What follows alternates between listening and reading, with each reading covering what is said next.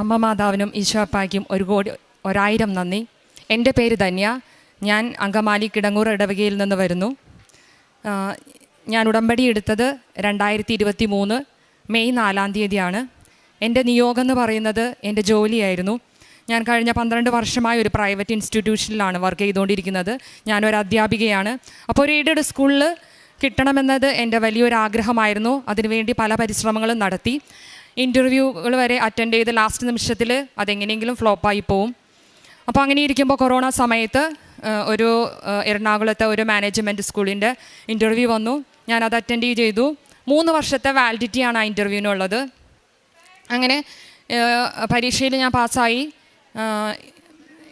ഇൻ്റർവ്യൂവും കഴിഞ്ഞു.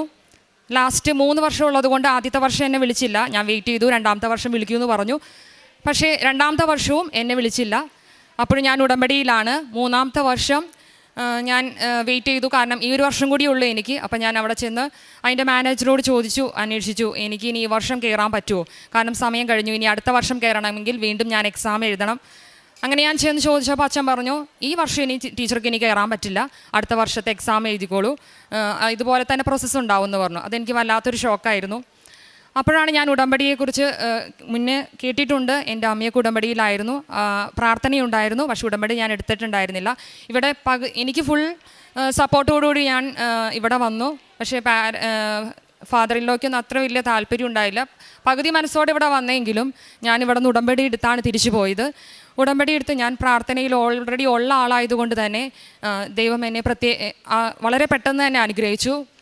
ഒരു 25 ദിവസത്തിനുള്ളിൽ ഞാൻ പ്രൈവറ്റ് സ്കൂളിൽ വർക്ക് ചെയ്തുകൊണ്ടിരിക്കുകയാണ്. അപ്പോൾ 2 ദിവസം മുന്നേ ജൂണിൽ എനിക്ക് 2ാം തീയതി ക്ലാസ് തുടങ്ങും. അപ്പോൾ 2 ദിവസം മുന്നേ അതേ മാനേജർ എന്നെ വിളിച്ചിട്ട് പറഞ്ഞു, ടീച്ചറെ ഒരു പോസ്റ്റുണ്ട്, പക്ഷേ ഈ വർഷം ടീച്ചർ ഡെയിലി വേജസ് ആയിട്ട് കയറണം, അടുത്ത വർഷം പെർമനൻറ്റ് പോസ്റ്റാണ്. അപ്പോൾ ഞാൻ സന്തോഷിച്ചു. കാരണം ഈ വർഷം ഡെയിലി വേജസ് ആണെങ്കിലും അടുത്ത വർഷം ഞാൻ ഇനി എക്സാം എഴുതണ്ട, ഇൻ്റർവ്യൂ അറ്റൻഡ് ചെയ്യേണ്ട, അങ്ങനെ ഒരു വലിയ കടമ്പ എന്നിൽ നിന്ന് മാറിന്ന്.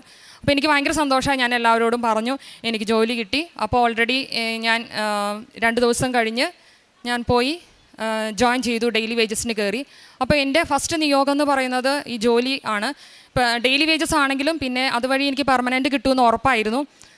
അങ്ങനെ കയറി. അപ്പോൾ ജോസഫ് അച്ഛൻ പല ധ്യാനത്തിലും പറഞ്ഞ് ഞാൻ കേട്ടിട്ടുണ്ട്, ചിലർക്ക് അനുഗ്രഹം ആദ്യം കിട്ടും, പിന്നെയാണ് പരീക്ഷണം. പക്ഷേ എന്നെ സംബന്ധിച്ചിടത്തോളം അത് തന്നെയായിരുന്നു. അനുഗ്രഹം ആദ്യം വന്നു, പിന്നെയാണ് എനിക്ക് ക്വസ്റ്റ്യൻ പേപ്പർ വന്നത്. വളരെ ടഫ് ക്വസ്റ്റ്യൻ പേപ്പർ ആയിരുന്നു. കാരണം 2 മാസം കഴിഞ്ഞപ്പോൾ എനിക്ക് ആ പോസ്റ്റിൽ കയറിയ ടീച്ചർ, ഏത് പോസ്റ്റിലാണോ ഞാൻ കയറിയത് ആ പോസ്റ്റിൽ ടീച്ചർ വന്നു. നിലയില്ലാ വെള്ളത്തിൽ നിൽക്കുന്ന പോലെ നടുക്കടലിലായി. കാരണം ഉണ്ടായിരുന്ന ജോലിയും പോയി.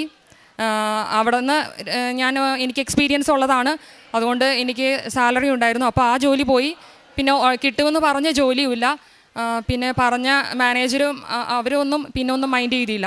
അപ്പോൾ എനിക്ക് വല്ലാത്ത വിഷമമായി. അതിലുപരി എന്നെ തളർത്തിയത് ഞാൻ മൂലം വിശ്വാസത്തിലേക്ക് വന്ന ഒരുപാട് എൻ്റെ ഒരു ഗ്രൂപ്പ് ഉണ്ടായിരുന്നു, ടീച്ചേഴ്സിൻ്റെ തന്നെ, അതല്ലെങ്കിൽ പ്രാർത്ഥനയുടെ ഒരു ഗ്രൂപ്പൊക്കെ ഉണ്ടായിരുന്നു. അവർക്കൊക്കെ ഭയങ്കര വിശ്വാസമായിരുന്നു എനിക്ക് ജോലി കിട്ടി. അപ്പോൾ അവരും ഈ ഉടമ്പടിയിലേക്കൊക്കെ വന്നവരുണ്ട്. അതെന്നെ വല്ലാതെ ടെൻഷൻ അടുപ്പിച്ചു. ഒരു വെള്ളിയാഴ്ചയാണ് ഞാനിത് അറിയുന്നത്. തിങ്കളാഴ്ച വരെ ടീച്ചർ വന്നാൽ മതി, ചൊവ്വാഴ്ച ടീച്ചർ ഇവിടുന്ന് പോകണം എന്നുള്ളത്. കാരണം ചൊവ്വാഴ്ച പുതിയൊരു ടീച്ചർ വന്ന് ഇവിടെ ജോയിൻ ചെയ്യുന്നുള്ളത്. അതെനിക്ക് വല്ലാത്തൊരു ന്യൂസായിരുന്നു. കാരണം എന്നെ സംബന്ധിച്ചോളം ജോലി പോകുന്നതോ സാലറി പോകുന്നതോ അതിലുപരി ഞാൻ മൂലം വിശ്വാസത്തിലേക്ക് വന്ന ഒരുപാട് പേർക്ക് വിശ്വാസമില്ലാതെ ആവുമെന്ന് എന്നെ വല്ലാതെ ടെൻഷൻ അടുപ്പിച്ചു. അപ്പോൾ ഞാൻ മാതാവിനോട് പറഞ്ഞു. മാതാവിനോട് എനിക്ക് ഇടയ്ക്കിടയ്ക്ക് ഇങ്ങനെ സംസാരിക്കാൻ സാധിക്കാറുണ്ട്. അതായത് ഞാൻ തനിയെ സംസാരിക്കും, മാതാവെല്ലാം കേൾക്കുന്നുണ്ടല്ലോ.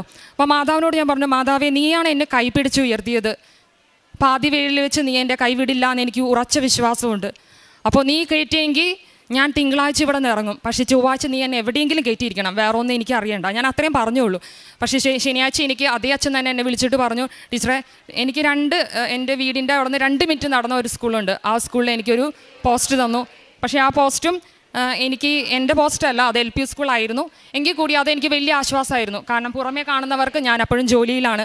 അപ്പോൾ കാണുന്നവരൊക്കെ പറയും, ടീച്ചർക്ക് ഭയങ്കര ഭാഗ്യമാണ്, നല്ല പ്രാർത്ഥനയുണ്ട്, അതുകൊണ്ടാണ് ഇങ്ങനെയൊക്കെ കിട്ടിയത്. അപ്പോൾ എനിക്കും ആശ്വാസമായിരുന്നു. ആ സമയത്ത് എൻ്റെ 1ാമത്തെ നിയോഗം അപ്പോൾ പ്രോസസ്സിങ്ങിൽ നടന്നുകൊണ്ടിരിക്കുകയാണ്. എൻ്റെ 2ാമത്തെ നിയോഗം എന്ന് പറയുന്നത് എൻ്റെ വീട് പണിയായിരുന്നു. വീട് ഓൾറെഡി ഉണ്ടെങ്കിലും കുറച്ചും കൂടി നല്ലൊരു വീട് വേണമെന്നൊരു ആഗ്രഹം ഉണ്ടായിരുന്നു. അത് ഞാൻ കാര്യമായിട്ട് പ്രാർത്ഥിക്കുന്നില്ലെങ്കിലും എൻ്റെ പ്രാർത്ഥനയിൽ ഞാൻ വെച്ചു, എനിക്ക് യോജിച്ചതാണെങ്കിൽ നീ എനിക്ക് തന്ന് എന്നെ അനുഗ്രഹിക്കാം. അപ്പം ഞാൻ ആ നിയോഗത്തിൽ വെച്ചത് ഞാൻ ജോലിക്ക് കിട്ടുന്നതിന് മുൻപ് തന്നെ ഈ നിയോഗം വെച്ചിരുന്നു. ഈ ജോലി കിട്ടിയില്ലെങ്കിൽ വീട് പണി തുടങ്ങാമല്ലോ എന്ന് കരുതി. പക്ഷേ അതിന് മുന്നേ തന്നെ സെപ്റ്റംബറിനാണ് ഞാൻ ജോലി തുടങ്ങിയത്. അപ്പം ഞാൻ നിയോഗം വെച്ചത് സെപ്റ്റംബറിൽ ജോലി തുടങ്ങി. അടുത്ത സെപ്റ്റംബറിൽ ഒരു വർഷത്തിനുള്ളിൽ പെരതാമസം നടത്താവുന്ന രീതിയിൽ അമ്മ എനിക്ക് സാധിച്ചു തരണേന്ന് പ്രാർത്ഥിച്ചു. അപ്പോൾ വീട് പണി അതിൻ്റെ ഇടയിൽ കൂടെ നടക്കുന്നുണ്ട്. അപ്പോൾ ഈ അടുത്ത സ്കൂളിൽ കിട്ടുമ്പോൾ എനിക്ക് എല്ലാ കാര്യങ്ങളും വളരെ സ്മൂത്തായിട്ട് നടക്കും. അപ്പോൾ അതെനിക്ക് വലിയ ആശ്വാസമായിരുന്നു. അപ്പോഴും എൻ്റെ പരീക്ഷാ പേപ്പർ പിന്നെയും ടഫായിരുന്നു. ഒരു 3 മാസമേ എനിക്ക് അവിടെ നിൽക്കാൻ പറ്റുള്ളൂ. അതിക്ക് മുന്നേ ഒരു കസേരയിൽ ഇരിക്കുന്നതിന് മുന്നേ എന്നെ അവിടെ നിന്ന് എടുത്ത് വേറെ സ്ഥലത്തേക്ക് തമ്പുരാൻ തട്ടി. അത് എൻ്റെ പോസ്റ്റ് തന്നെയായിരുന്നു. വേറെ ദൂരേക്കാണ് പോയത്, പക്ഷേ എൻ്റെ പോസ്റ്റ് തന്നെ ആയതുകൊണ്ട് എനിക്ക് ആശ്വാസമായിരുന്നു. അങ്ങനെ ആ ഒരു വർഷക്കാലം പല സ്കൂളുകളിൽ ഞാനിങ്ങനെ നടന്നു. ഇങ്ങനെ അലഞ്ഞു തിരിഞ്ഞ് നടക്കുന്നത് പോലെ തമ്പുരാൻ എന്നെ നടത്തി. അവിടെയൊക്കെ നടക്കുമ്പോഴും എനിക്ക് പ്രാർത്ഥിക്കാൻ ഒരുപാട് കൂട്ടുകാരെ കിട്ടി. അതെൻ്റെ ഒരു വലിയ ആശ്വാസമായിരുന്നു. അങ്ങനെ അപ്പോൾ എൻ്റെ വിശ്വാസം എന്ന് പറയുന്നത് നെക്സ്റ്റ് ഇയർ, ഈ ഇയർ എനിക്ക് ജോലിക്ക് കയറാം, അങ്ങനെയാണ് അവിടെ മാനേജർ പറഞ്ഞിരിക്കുന്നത്.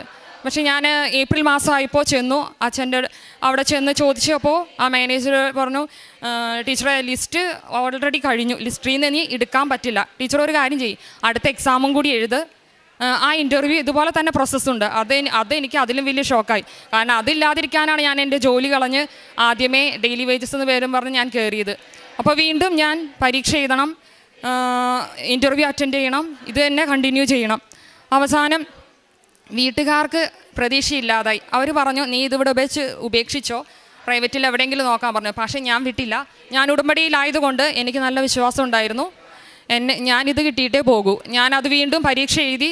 ഒരിക്കലും ഇത്രയും ഗ്യാപ്പുള്ളത് കൊണ്ട് ഒരിക്കലും കിട്ടുമെന്ന് പ്രതീക്ഷ ഉണ്ടായില്ല. പക്ഷേ ഞാൻ ജോലിയിലായിരുന്ന സമയത്തായിരുന്നു പരീക്ഷ. ഞാൻ വളരെ ചെറിയൊരു ഗ്യാപ്പിലാണ് ഞാനിത് അറിയുന്നത്, എനിക്ക് വീണ്ടും എഴുതണം എന്നുള്ള കാര്യം. എനിക്ക് പഠിക്കാനൊന്നും ആരും ഉണ്ടായില്ല. പക്ഷേ എൻ്റെ കൂടെ മാതാവ് ഉണ്ടായിരുന്നത് കൊണ്ട്, ഞാൻ ഉടമ്പടി വസ്തുക്കൾ ഉപയോഗിച്ചതുകൊണ്ട് പരീക്ഷ എനിക്ക് എളുപ്പമായിരുന്നു. പരീക്ഷയും പാസ്സായി. വീണ്ടും ഞാൻ പരീക്ഷ പാസ്സായി. വീണ്ടും ഇൻ്റർവ്യൂ പാസ്സായി. 800 പേര് എഴുതുന്ന പരീക്ഷയാണ്. അതിൽ നിന്ന് അത്രയും എളുപ്പത്തിൽ കയറാൻ വളരെ ബുദ്ധിമുട്ടാണ്. പക്ഷേ മാതാവ് ഉള്ളത് കൊണ്ട് എനിക്കൊരു ബുദ്ധിമുട്ടും തോന്നിയില്ല. എനിക്ക് നല്ല വിശ്വാസമായിരുന്നു എവിടെയെങ്കിലും കിട്ടുമെന്നുള്ളത്. അങ്ങനെ പ്രോസസ്സിങ്ങിലിരിക്കുന്ന സമയത്ത് എൻ്റെ പേപ്പർ അവിടെ പ്രോസസ്സിങ്ങിലാണ്. അപ്പോൾ എൻ്റെ വീട് പണി നടന്നുകൊണ്ടിരിക്കുന്നു. പൈസ കാര്യങ്ങളൊക്കെ കുറിയും അങ്ങനെയുള്ള കാര്യങ്ങളൊക്കെയാണ്. പക്ഷേ അത് കറക്റ്റ് സമയത്ത് മാതാവ് അടുപ്പിച്ച് തന്നു, ഒരു കുറവും ഇല്ലാതെ. അതൊരു വലിയ അനുഗ്രഹമാണ്. ഞാൻ പറഞ്ഞത് ഒരു വർഷത്തിനുള്ളിൽ എൻ്റെ വീട് പണി കഴിഞ്ഞ് എനിക്ക് മാറി കയറണമെന്നാണ്. പക്ഷേ മാതാവ് 8 മാസം കൊണ്ട് വളരെ വലിയ പേരെ തന്നെ എല്ലാ ഇൻറ്റീരിയർ വർക്കോട് കൂടി ഫുൾ കംപ്ലീറ്റഡായി എനിക്ക് കയറാൻ പറ്റി. എനിക്ക് മാത്രമല്ല, എൻ്റെ കുടുംബത്തിന് മാത്രമല്ല, നാട്ടുകാർക്കും ഇതൊരു വലിയൊരു അത്ഭുതമായിരുന്നു. കാരണം 8 മാസത്തിനുള്ളിൽ ഇത്രയും വലിയൊരു വീട് പണിത് കയറാമെന്ന് പറഞ്ഞാൽ അതെങ്ങനെ നടന്നു എന്ന് ഞങ്ങൾക്കും അറിയില്ല. പണിത കോൺട്രാക്ടറും അയാൾ പറഞ്ഞത് ആദ്യമായിട്ടാണ് ഇങ്ങനെയൊരു വീട് ഞാൻ പണിതതിൽ 8 മാസത്തിനുള്ളിൽ ഇതുപോലൊരു വീട് പണിത് കയറുന്നത്. അപ്പോൾ അതൊരു വലിയ അനുഗ്രഹമാണ്. ആ സാക്ഷി ഞാൻ ഇതിൻ്റെ ഇടയിൽ എൻ്റെ 2ാമത്തെ സാക്ഷിയായിരുന്നു. അത് മെയ് 30-നായിരുന്നു ഹൗസ് വാമിങ്. അപ്പോൾ ഈ ഹൗസ് വാമിങ് നൈറ്റിലാണ് നടത്തിയത്. അപ്പോൾ ഞാൻ ആളുകളെ കുറച്ച് പേരെങ്കിലും ക്ഷണിച്ചിട്ടുണ്ടായിരുന്നു. അപ്പോഴും എൻ്റെ ജോലിയുടെ റിസൾട്ട് അപ്പോഴും വന്നിട്ടില്ല. എല്ലാവരും കരുതിയിരിക്കുന്നത് ഞാൻ ഓൾറെഡി ജോലിയിലാണെന്നാണ്. പക്ഷേ എനിക്കറിയാം ഞാനിപ്പോഴും ജോലിയിലല്ല. കാരണം എൻ്റെ ജോലി പോയ കാര്യം എനിക്ക് മാത്രമേ അറിയുള്ളൂ, എൻ്റെ വീട്ടുകാർക്കും പുറമെ ആരും അറിഞ്ഞിട്ടില്ല. അപ്പോൾ ഇത് കിട്ടുമെന്നുള്ള പ്രതീക്ഷയിലാണ് ഞാൻ. അപ്പം ഞാൻ മാതാവിനോട് ചോദിച്ചു, മാതാവേ, ഈ വരുന്നവരൊക്കെ പെരതാമസത്തിന് വരുന്നവരൊക്കെ ചോദിക്കും, ടീച്ചർ എവിടെയാണ് ഇപ്പോൾ ജോലി ചെയ്യണമെന്ന് ചോദിച്ചാൽ എനിക്ക് ഉത്തരവില്ല. അപ്പോഴും എൻ്റെ ഉടമ്പടി ചോദ്യചിഹ്നത്തിലാണ്. ഞാൻ വിശ്വാസം കൊടുത്തവരൊക്കെ ഈ പാർട്ടിയിൽ വരുമെന്ന് എനിക്കറിയാം. അപ്പോഴും ചോദ്യചിഹ്നത്തിലാണ്. അപ്പോഴും എനിക്ക് വല്ലാത്ത വേദനയാണ്. പക്ഷേ മാതാവ് നിൻ്റെ മാതാവിൻ്റെ വിശ്വാസം നഷ്ടപ്പെടാൻ മാതാവ് ഒരിക്കലും അനുവദിക്കില്ല എന്നെനിക്കറിയാം. അങ്ങനെ 30-ാം തീയതി വന്ന ഒരാളും എന്നോട് ചോദിച്ചില്ല. കാരണം ജൂണിൽ എനിക്ക് ജോയിൻ ചെയ്യാനുള്ളതാണ്. ഒരാളും എന്നോട് ചോദിച്ചില്ല, ടീച്ചർ എവിടെ ജോലി, എവിടെ ഇപ്പോൾ വർക്ക് ചെയ്യണമെന്ന് ആരും എന്നോട് ചോദിച്ചില്ല. പക്ഷേ എന്നെ ഏറ്റവും അത്ഭുതപ്പെടുത്തിയ കാര്യം, അന്ന് രാത്രി പാർട്ടി നടക്കുന്ന 10 മണിക്ക് അതേ മാനേജർ എന്നെ വിളിച്ചിട്ട് പറഞ്ഞു, ടീച്ചറെ പോസ്റ്റ് ആയിട്ടുണ്ട്, അടുത്ത ദിവസം വന്ന് ഡോക്യുമെൻ്റായിട്ട് വന്ന് ജോബിൽ കയറിക്കോളാൻ പറഞ്ഞു. അങ്ങനെ ജൂൺ 3-ാം തീയതി ഞാൻ പെർമനൻറ്റ് ജോലിയിൽ കയറി. എൻ്റെ വീട് വളരെ മനോഹരമായി പൂർത്തീകരിച്ചു. അതുകൂടാതെ വീട് പണി നടക്കുന്ന സമയത്ത് ചെറിയൊരു സ്ഥലം വിൽപ്പനയ്ക്കുണ്ടായിരുന്നു. ഉടമ്പടി വസ്തുക്കൾ ഉപയോഗിച്ചതിൻ്റെ ഫലമായി സാധാരണയിൽ നിന്ന് ഡബിൾ വിലയ്ക്ക് വിറ്റുപോകുകയും, ഒരിക്കലും പ്രതീക്ഷിക്കാത്തൊരു വിലയ്ക്ക് അത് വിറ്റുപോകുകയും ചെയ്തു. അതൊന്നും നിയോഗത്തിലുള്ളതല്ലായിരുന്നു. എങ്കിൽ കൂടി മാതാവ് അത് നടത്തി തന്നു. ഒരുപാട് പേരുടെ പ്രാർത്ഥനകൾക്ക് ഉത്തരം നൽകാൻ ഞങ്ങളുടെ പ്രാർത്ഥനാ ഗ്രൂപ്പിലുള്ളവർക്ക് കഴിഞ്ഞു. ഹസ്ബൻഡിൻ്റെ കൈയും ഒരു മുഴയുണ്ടായിരുന്നു. എൻ്റെ വിശ്വാസം വിശ്വസിച്ചാൽ മതി, നിനക്കെല്ലാം ലഭിക്കുമെന്നാണ് പറഞ്ഞിരിക്കുന്നത്. അപ്പോൾ ആ വിശ്വാസത്തിൽ ഒരു 2 മാസത്തിനുള്ളിൽ അത് തീർത്തും ഇല്ലാതായി. പിന്നെ ഞാൻ പ്രാർത്ഥിച്ച കുറച്ച് പേരുകൾ ഞാൻ പ്രാർത്ഥിച്ചപ്പോൾ പറഞ്ഞിരുന്നു സാക്ഷ്യത്തിൽ പറഞ്ഞേക്കാമെന്ന്. വിവാഹപ്രായത്തിയ 2 പേരുടെ, പ്രായം കഴിഞ്ഞു പോയ 2 പേരുടെ വിവാഹം നടക്കാൻ സാധിച്ചു. ബ്രദറിൻ്റെ കുട്ടിയുടെ കുറച്ച് സൗഖ്യങ്ങളുണ്ടായിരുന്നു, അതും അവർ വന്ന് പറഞ്ഞിട്ടുണ്ട്. അപ്പോൾ അങ്ങനെയും സംഭവിച്ചിട്ടുണ്ട്. പിന്നെ ഒരുപാട് സൗഖ്യങ്ങൾ, ഓസ്ട്രേലിയയിൽ എക്സാം എഴുതിയൊരു കുട്ടിയുണ്ടായിരുന്നു, പാസ്സാവാൻ വേണ്ടി മാതാവിൻ്റെ വലിയ അനുഗ്രഹം കിട്ടി. ഓസ്ട്രേലിയയിൽ ന്യൂസിലാൻഡിൽ പോകാൻ IELTS എഴുതിയവരുണ്ടായിരുന്നു. എൻ്റെ കൂട്ടത്തിലുള്ള ഇതൊക്കെ ഞാൻ സാക്ഷ്യങ്ങളിൽ പറയാമെന്ന് പറഞ്ഞിട്ടുണ്ടായിരുന്നു.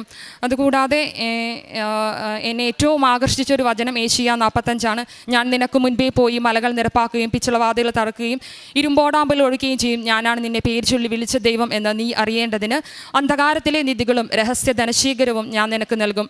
നമ്മളെ ഉടമ്പടിയിലാണെങ്കിൽ നമ്മൾ പോകുന്ന വഴിക്ക് നമുക്ക് മുൻപേ നടക്കാൻ നമ്മുടെ മാതാവുണ്ടാകും. നമ്മൾ ഹെലികോപ്റ്ററിലോ ഷിപ്പിലോ ഒക്കെ പോവുകയാണെങ്കിൽ നമുക്ക് തീർച്ചയായിട്ടും ഒരു ലൈഫ് ജാക്കറ്റ് തരും. എന്നെ സംബന്ധിച്ചിടത്തോളം എൻ്റെ ഉടമ്പടി എനിക്കൊരു ലൈഫ് ജാക്കറ്റായിരുന്നു. എവിടെയൊക്കെ ഞാൻ പോയിട്ടുണ്ടോ ഞാൻ അപേക്ഷിക്കാതെ തന്നെ ആ ഒരു ലൈഫ് ജാക്കറ്റ് എൻ്റെ കൂടെ ഉണ്ടായിരുന്നു. അപ്പോൾ നിങ്ങളുടെ എല്ലാവരുടെയും ജീവിതത്തിലും ഉടമ്പടി ഒരു വലിയ ലൈഫ് ജാക്കറ്റ് ആക്കട്ടെ. ഇവിടെ ഇരിക്കുന്ന എല്ലാവരുടെ നിയോഗങ്ങളോടൊപ്പം എൻ്റെ നിയോഗങ്ങളും ഞാൻ സമർപ്പിക്കുന്നു. കോടാനുകോടി നന്ദി പറഞ്ഞുകൊണ്ട് ഞാൻ നിർത്തുന്നു. പ്രാർത്ഥനയുടെ ഒരു ക്വാളിറ്റി എന്ന് പറയുന്നത് അത് പെർസിസ്റ്റൻസ് ആണ്, സ്ഥിരതയുള്ളവരായിരിക്കുക എന്നുള്ളതാണ് പ്രാർത്ഥനാ ജീവിതം നയിക്കുന്ന ഒരു വ്യക്തിക്കുണ്ടായിരിക്കേണ്ട ഏറ്റവും വലിയൊരു ക്വാളിറ്റി എന്ന് പറയുന്നത്.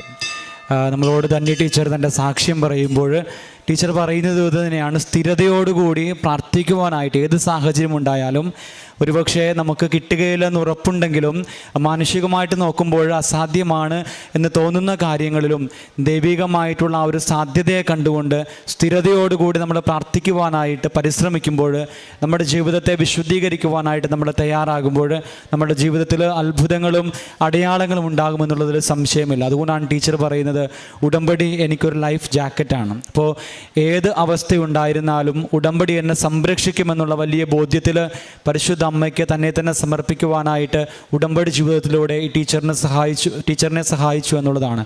അതുകൊണ്ട് തന്നെ ഇരു കാര്യങ്ങളും മേടിച്ച് ഈ ടീച്ചറിൻ്റെ ജീവിതത്തിൽ സംഭവിച്ച എല്ലാ അനുഗ്രഹങ്ങൾക്കും പരിശുദ്ധ അമ്മയ്ക്കും തിരുക്കുമാരനും